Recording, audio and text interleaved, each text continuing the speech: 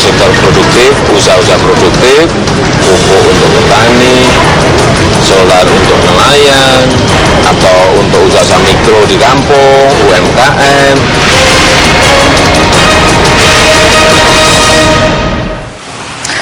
Ya, pemirsa, kebijakan pembatasan BBM bersubsidi yang mulai diterapkan sejak awal Agustus lalu kini mulai berdampak di sejumlah daerah, terutama di kawasan pesisir utara Jawa Barat, Jawa Tengah, hingga Jawa Timur. Kelangkaan BBM bersubsidi mulai terjadi.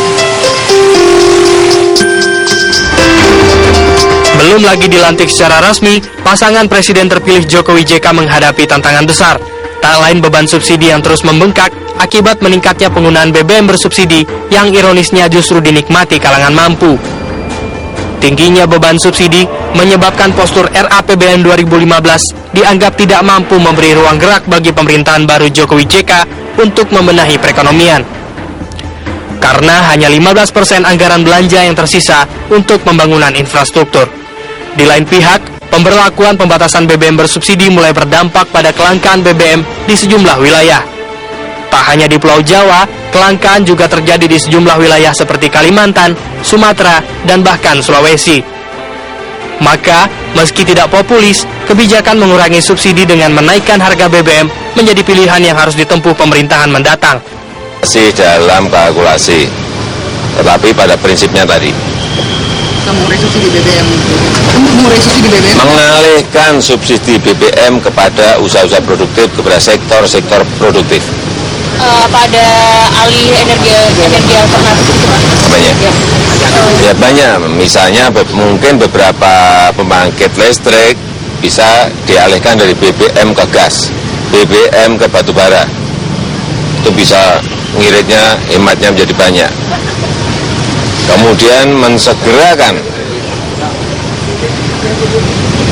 infrastruktur pipa untuk gas, karena itu untuk industri juga sangat murah.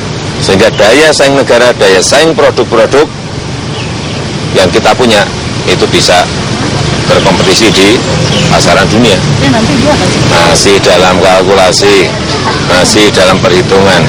Perhitungan itu banyak, tidak hanya urusan perhitungan ekonomi, tidak hanya kalkulasi ekonomi, tapi juga kalkulasi politik, kalkulasi sosial, semuanya dihitung.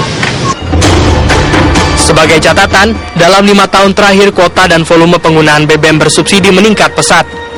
Jika pada tahun 2010 kuota BBM bersubsidi dipatok sebesar 38,2 juta kiloliter, tahun 2014 jumlah kuota BBM telah mencapai angka 48 juta kiloliter. Sebelum akhirnya direvisi menjadi 46 juta kiloliter dengan beban subsidi sebesar 246,5 triliun rupiah.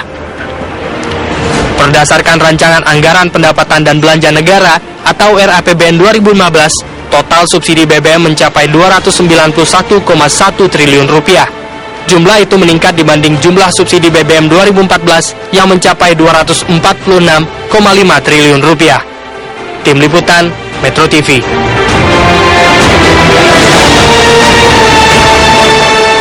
Ya, langsung saja kita akan berbincang, Pak Ihsanuddin, tapi menurut Anda sendiri sebenarnya tepat tidak sih pemberlakuan BBM, pembatasan BBM bersubsidi itu untuk saat ini? Kita benahi dulu soal salah sasaran, istilah subsidi salah sasaran itu kita benahi dulu istilahnya. Dalam pasal 33 ayat 2 dan ayat 3 Undang-Undang Dasar 45, tidak ada urusan kaya dan miskin untuk menikmati hajat hidup orang banyak. Tidak ada urusan. Anda pelajari baik-baik pasal 33 ayat 2 dan ayat 3. Jadi jangan ikut-ikut pemerintah istilahnya salah sasaran. Itu karena dia tidak rujuk pada pasal 33 ayat 2 dan ayat 3 Undang-Undang Dasar 45. Kalau Anda mau mengatakan bahwa orang miskin perlu disubsidi, gunakan pasal 34. Itu dulu cara berpikirnya. Jadi cara berpikir pemerintah itu karena memang dia mengikuti perintah OECD, Bank Dunia, dan National Intelligence Council-nya Amerika. Anda mau ikut perintah asing? Anda mau ikut perintah konstitusi atau Anda ikut perintah asing? Itu dudukin dulu masalahnya.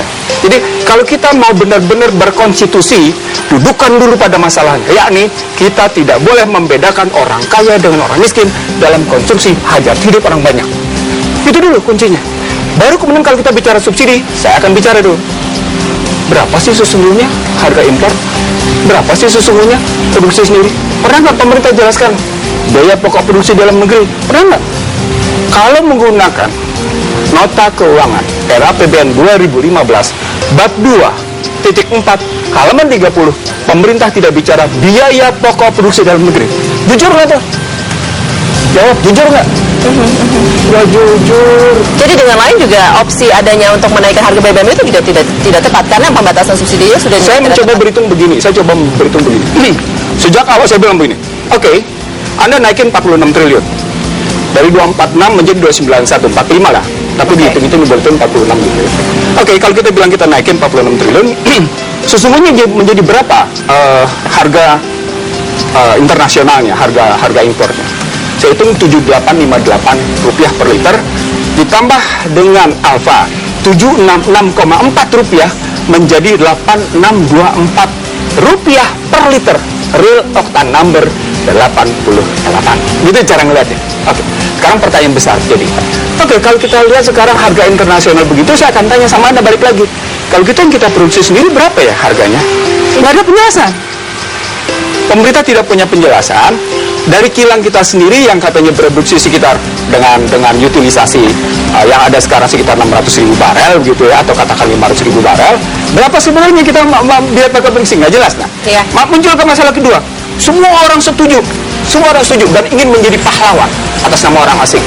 Subsidi perlu kita cabut dalam rangka menyelamatkan APBN. Loh. Anda sedang menyelamatkan siapa? Dengan Anda kayak gitu, Anda tahu nggak dampaknya dengan Anda menaikkan BBM, kemiskinan itu pasti meningkat. Dan itu cara PDIP selama 10 tahun menolak kenaikan subsidi. Saya ulang ya, selama 10 tahun PDIP menolak kenaikan subsidi dengan logika kenaikan subsidi itu akan menaikkan orang miskin. Dan tahun ini berbeda, Mas Dharma. Untuk tahun ini PDIP apakah tetap menolak? Artinya atau konsisten dong kenaikan BBM? Jadi ini kita lihatlah akar permasalahannya seperti apa ya, bahwa produksi minyak kita itu 800 berapa ribu barel, dan tadi yang untuk ownership dari Indonesia itu hanya sekitar 500.000 barel.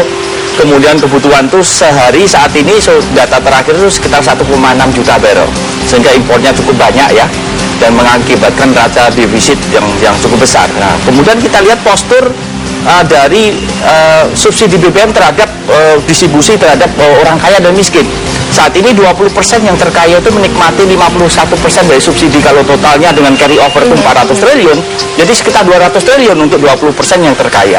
Sedangkan 20% yang termiskin itu menikmati hanya sekitar 7%, atau sekitar 28-30 triliun. Dari sini pun kita lihat bahwa yang kaya menikmati lebih. Tetapi kalau kita lihat lebih jauh lagi, bahwa persentase jumlah subsidi yang dinikmati orang miskin dibanding dengan pengeluaran sehari-hari, karena ini orang miskin ini kan hanya sekitar 10.000 per hari pendapatan. Nah, kemudian yang rentan itu hanya 15.000 per hari, itu ternyata lebih besar daripada persentase subsidi dibanding pengeluaran orang kaya. Sehingga kalau ada suatu kenaikan harga BBM, itu yang daya belinya akan menurun, itu ternyata orang miskin, karena mereka sangat rentan. Kemudian kita lihat lagi, siapa itu orang miskin? 30 juta itu di bawah garis kemiskinan, yaitu $1 per hari.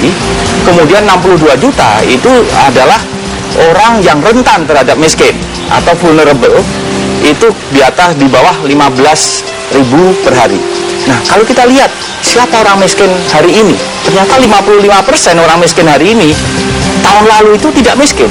Jadi di sini ada suatu dinamika yang sangat liquid ya, sangat cair, di mana ada sedikit shock, itu terjadi suatu perubahan. Nah, sebagai contoh, misalnya ada tetangganya kawinan, berapa dia nyumbang saja itu sudah shock itu seperti ini. Nah, apalagi juga ada kenaikan harga BBM. Sehingga di sini tadi malam Pak Jokowi sudah menyampaikan bahwa perlu adanya realokasi dari subsidi BBM terhadap suatu hal-hal yang lebih produktif.